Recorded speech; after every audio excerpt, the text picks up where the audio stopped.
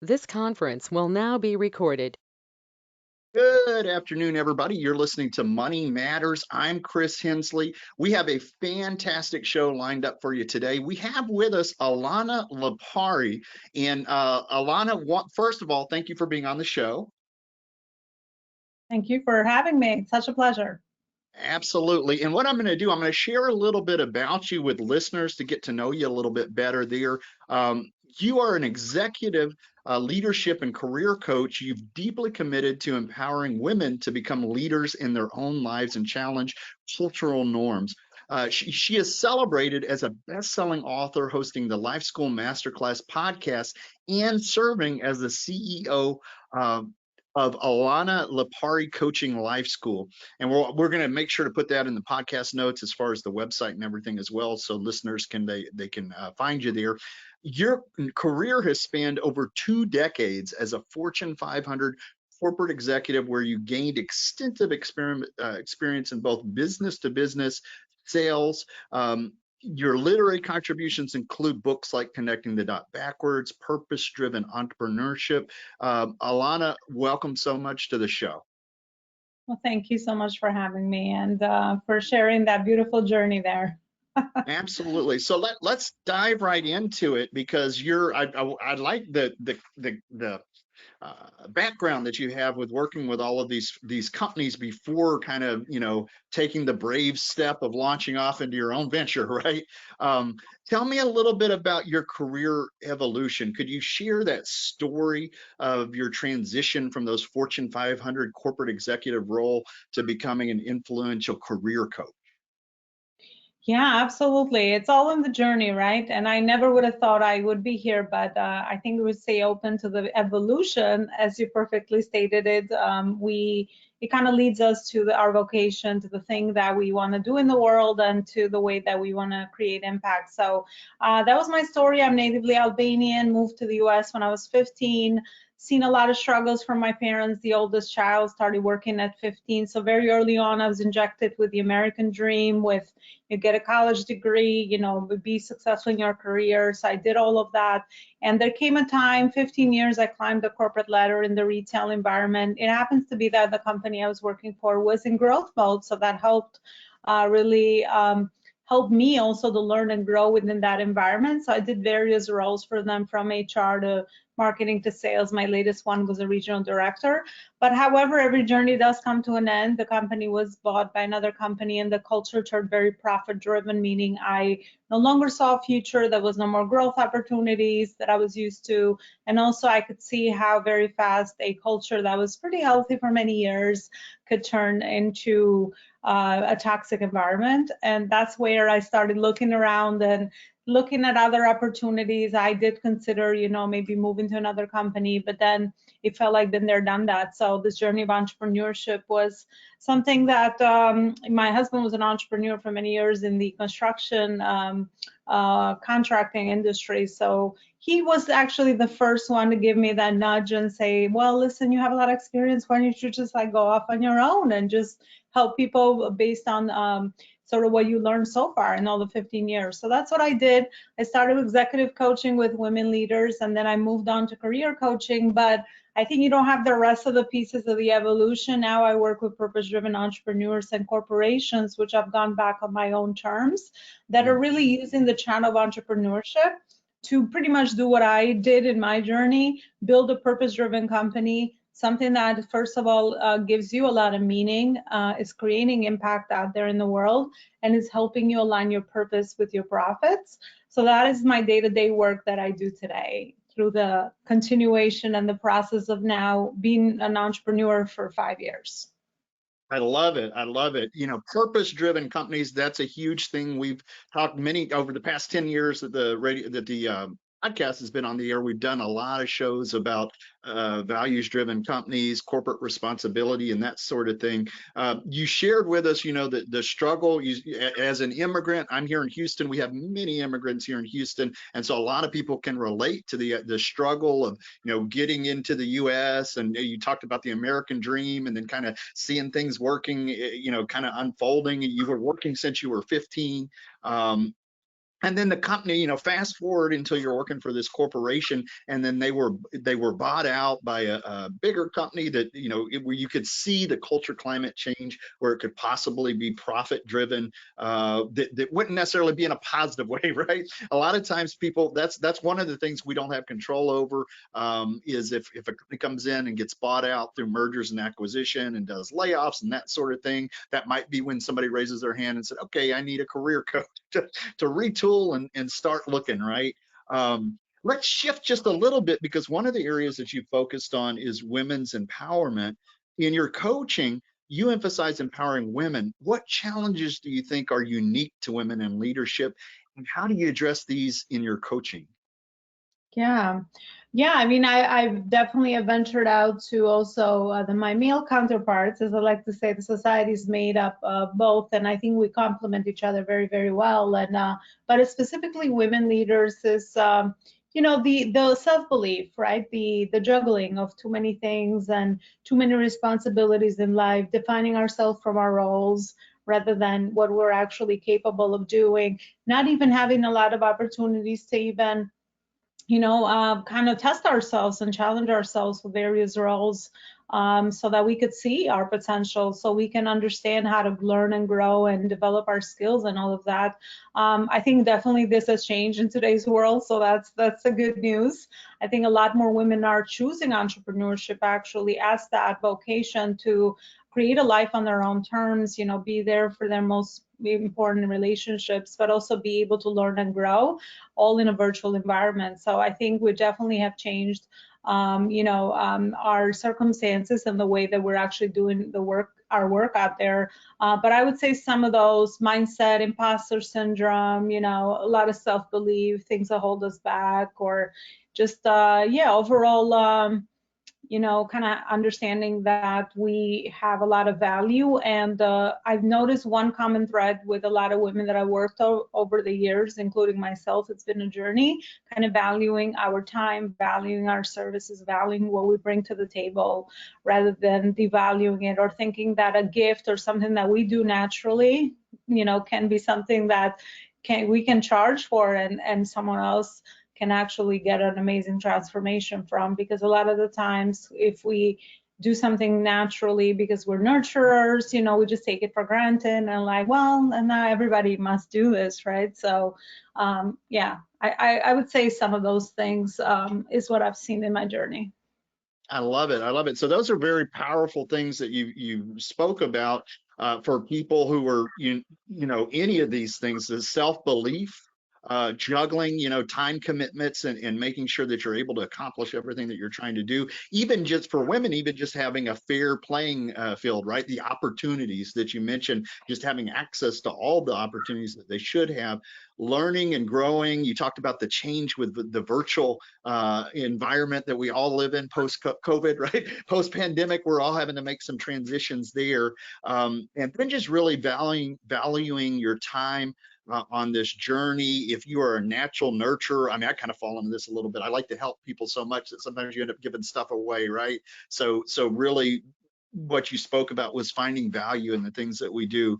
You talked about imposter syndrome. These are all really, really important things for people who are, using your coaching services, that are going to be either currently in a leadership role or will be in the future. Let's pivot one more time. We're going to talk about authorship here. Your book, Connecting the Dots Backwards, it offers intriguing perspectives. Can you share a key insight or lesson from the book that has been particularly impactful for your readers? Yeah, that was actually my first book, and it was in the attempt to pretty much share my life journey and experience, sort of like a memoir, um, expertise sort of book, and I kind of combine it into both. But it's really the main takeaway of the book is really helping people clarify their life vision, kind of discover their values, figure out what's important to them in their phase and stage of life growth, and really kind of connecting those dots towards their purpose, meaning that looking backwards in their journey, in their personal life from childhood all the way on to where they are now, and then of course envisioning for what they want to achieve in the future, and really paying very close attention reflectively to a lot of the meaningful moments or situations in our lives that have maybe we thought were there, you know, just by circumstance or whatever, you might think, but they were very intentional in the way that we actually are in the work that we're actually doing. I've shared one of my personal stories how even when I was very little, 13 years old, I put together, you know, shows in my neighborhood, and I always wanted to get people together around me and kind of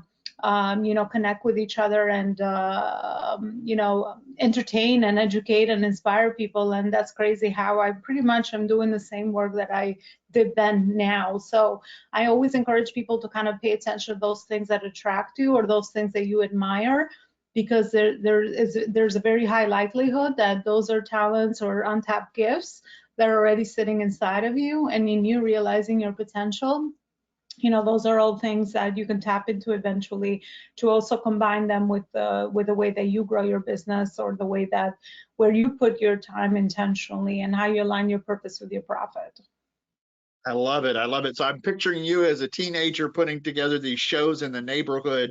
That's awesome. One of the things you talk about in the book is, sharing your story and your purpose and clarifying your life vision. This can be very difficult for people. So I'm intrigued I might go read that because even finding those stories, those moments in life that you talked about, your talents, natural talents that are there, these may be kind of milestones that you're not even touching on. And so what a great way to come at that.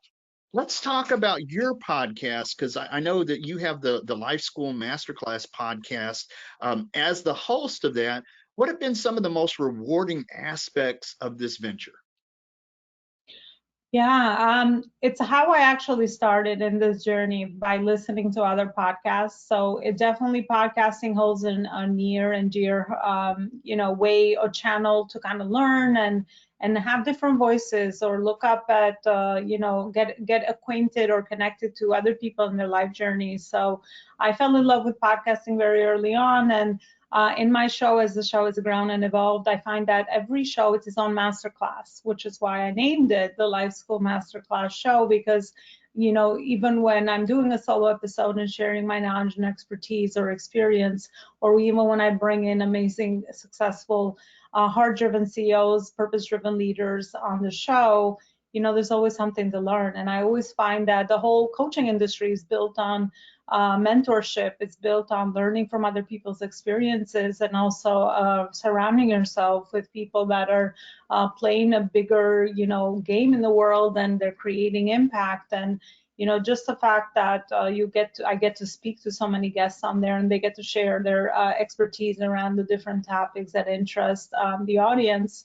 I'm always learning and growing and taking notes. So it's just been that channel that, it's how I get to share the message with the world, but most importantly, how I get to bring in other people in my community to really add value and service to our audience. So yeah, that's what, in a nutshell, the Life School Masterclass Show is all about. I love it. I love it. You said how I share with the world. That's a great way to look at it. And this was one of the channels that kind of got you started. You fell in love with it early on. How you talk about that. I'm very passionate about my show as well. So when I talk about the podcast, it's almost like talking about my baby, right? So I can see that in you as well. And every show that you do is a master class.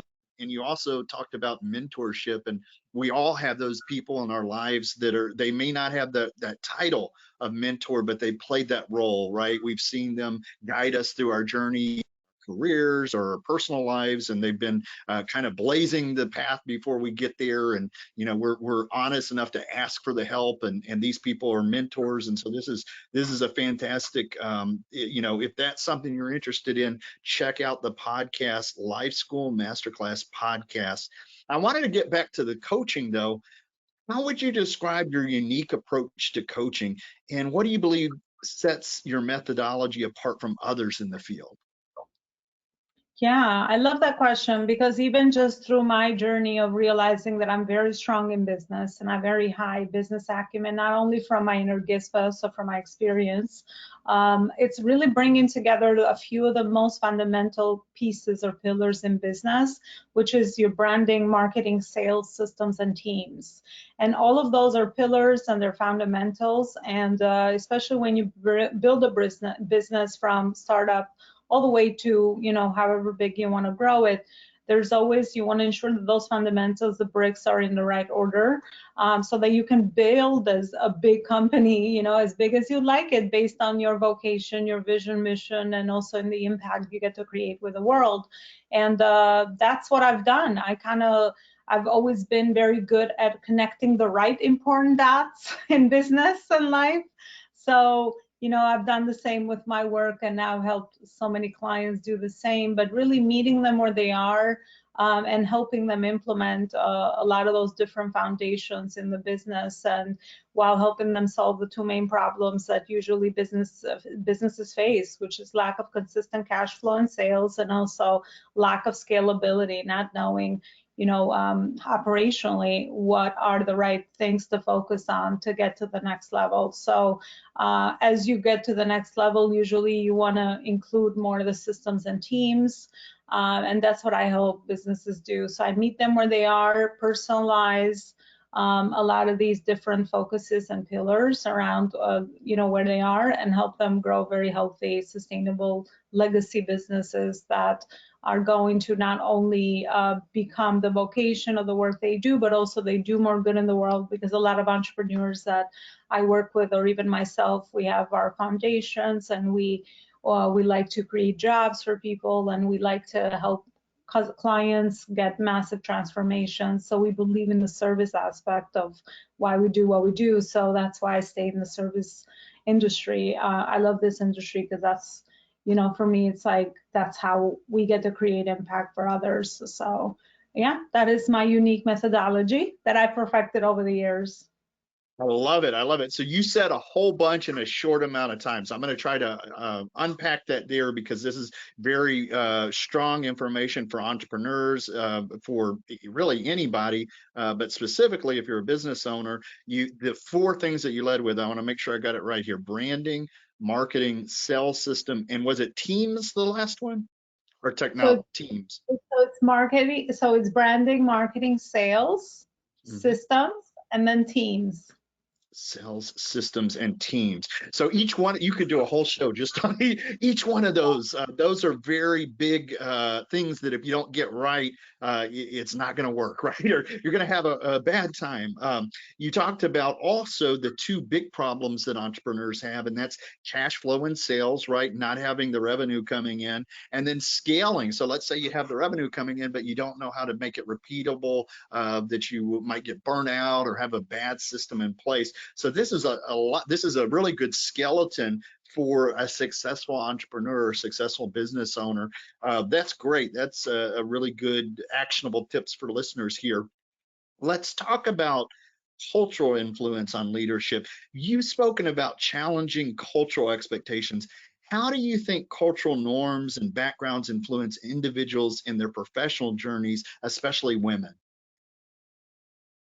Yeah, I think culture is everything, because it's just like anything. We are the product of our environments as humans, right? So whether we're in our company culture, or we're on our family culture, or just culture, social culture overall, I think it's important to understand that, you know, if we are aligned with a culture that is appreciative, that is open-minded, that is embracing diversity, that is ensuring that it appreciates everybody's feedback, and also contribution, then of course I would say that that's a culture where you find support, you find, you know, tools, you find resources, and you always get to learn and grow and contribute. Because I realized even from my HR career for over 7 years, that the two main fundamentals of what humans want in any company is to learn and grow, and also to contribute to something that's meaningful to them. So those two things are going to keep them going, retained for a long, long time. And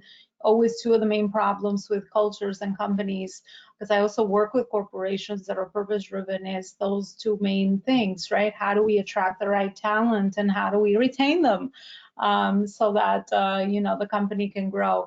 But I would say, yeah, that's the pieces of a good healthy culture that I've seen are the most fundamental, and also the leading by example from the leader, right? And we mentioned women, giving everybody equal opportunity. I think we all understand that this is so very important, and leveraging everyone's talents and gifts. This was one of the things that I've done really well in my corporate career, which helped me expand my region very fast. Actually, when I was a regional director, is kind of identifying the right talents and aligning and structuring people with the right roles and responsibilities, that they thrived and they again felt like they were contributing, and they could utilize their strengths and skills and also grow, of course, because I think as humans, we don't want to, it's not enough to just pray to want to ask for praise. We want to grow. So there's areas where we can grow, kind of aligning both of those two things. Is the key to a successful, sustainable culture for sure. And leaders that understand that and are conscious leaders and always learning and growing and raising their awareness as leaders so that they can create those effective, intuitive environments for their teams, are always going to be the leaders that go further, faster, and are going to be able to innovate and withhold technology advancements or competition or anything like that might be an outside circumstance to their company, either scaling or staying the same. And eventually we all know that we can't stay in the same spot. Otherwise, Very true. Very true. So, again, this is a lot of stuff that's very important for, you mentioned corporations, just that corporate culture, but also for entrepreneurs, solo entrepreneurs, even a team of two, right? When it comes down to, if you attract talent, so you're recruiting, you're hiring people, how do you keep them, right? That's the one piece is getting the talent and then keeping them. So that's important. People, growing your people, right? Leading by example, being a conscious leader, being open-minded, having diversity, and really embracing diversity within your company. These are all key when it comes to cultural influence on leadership. So we're bumping towards the end of the show. We got about 6 minutes left here. I'd like you to share a success story that you've had in your role as executive coach. You've helped numerous business owners achieve success. Could you share a particularly memorable success story that exemplifies your impact?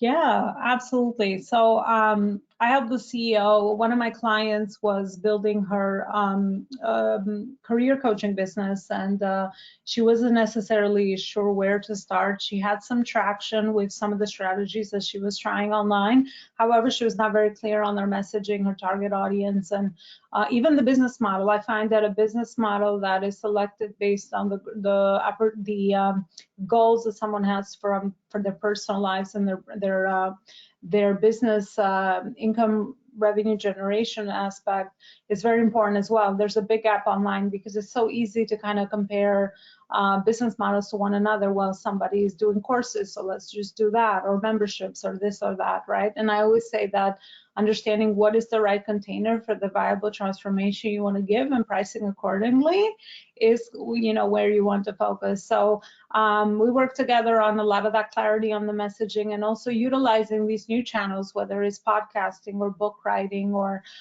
growing her audience, and also understanding how to nurture these relationships, how to build her brand, build her company, and build the know, like, and trust, which is so important in every relationship. And very, very quickly, she landed a few major speaking opportunities based on the work that she was doing, and also started serving clients in her business. So she tripled her business within a 3-month time frame that we were working together. And all it took is just clarifying and connecting some dots very quickly and focusing her on the right activities that are going to be income producing for her business. And those are the results. And she continues to evolve and grow the business from there. That's fantastic. So triple the business, and really, you know, the things that you mentioned, clarifying their vision, all, you know, these things are, when you're the person that's in the weeds doing these things, it's often hard to see it, right? But to have a second set of eyes and somebody who shows you, you know, what kind of outlines what you need to do, and then puts you laser focused into those actions. And then you mentioned right away she got a bunch of speaking engagements, is really kind of magical, right? How if you do these activities, other things that you don't even expect just kind of bubble up. It's kind of like happy accidents, right? So getting these speaking engagements and then tripling her revenue in the first, you know, 3 months after this, and triple revenue. That's awesome. Let's talk a little bit about, in the few minutes that we have left here. You also do speaking engagements as a seasoned keynote speaker. What message do you most hope to impart to your audience? Hmm. So my main message is around how to build a legacy purpose-driven company, and I speak about those 6 pillars that, yes, it could have been a show on its own, and that's something that you know, when I share them, most people do think that, but once you understand how to connect all these things in your business, then it becomes like, oh, okay, that makes a lot of sense. It's all things that feed off one another, right? They're not separately. It's just like when you exercise, you know, when you want to lose weight, you want to look at your eating habits, your exercise habits, right? All these different things. So it's the same for businesses. There is a process to growing any business. So my main most popular topic that I speak about in stages is that one, and then purpose-driven leadership. So I also speak about the 7 pillars to become a purpose-driven leader, to align your purpose and your profit as well. So those are the main 2. And then occasionally I'll speak about purpose, regarding purpose, how to align your purpose personally and professionally as well. I love it. And I'm jotting those down, the 6 pillars, the purpose-driven leadership.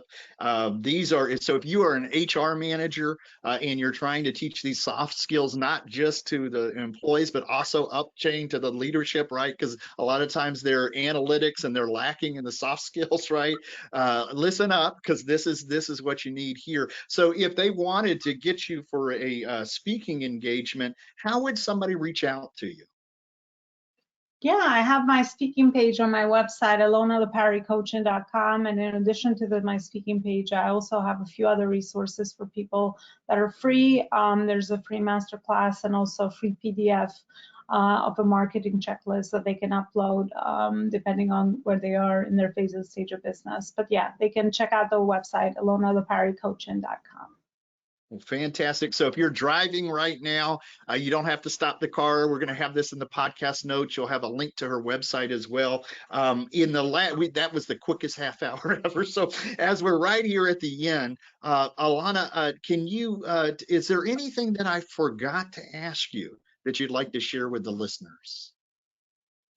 No, I think you covered it pretty thoroughly. I think, you know, hopefully what I shared definitely was of service to the audience, but a final message for the audience is to always learn and grow, always keep evolving as the CEO or the entrepreneur in your business, because again, you know, this is the way that the channel that we all have used or kind of picked to be fulfilled in life. I think at the end of the day, that's what I was looking for many years ago, finding that fulfillment, because success on the outside, just based on sort of what we have learned, it's not sustainable. So we all go within, and once you do the inner work and you evolve and grow as a leader, you know, the results that you are able to create on the outside and the impact you get to create kind of jumps you out of, you know, from your bed in the morning. There's no need for alarm clocks anymore. Your purpose is calling you. So you just keep going. And I think the world needs more people that are happy and fulfilled and believe in the work that they're doing, and they're getting up every day, and despite challenges that they face, their vocation, their purpose is bigger than the challenges that they face. And I really believe these are the people that are going to change the world and create evolution and create meaningful impact for all I of love us. it. I love it. What a great place to leave us with. Wake up, keep going, don't stop, keep going there. Elona, thanks so much for being on the show today. Have a great rest of the day. Thank you so much, Chris. Thank you so much for having me.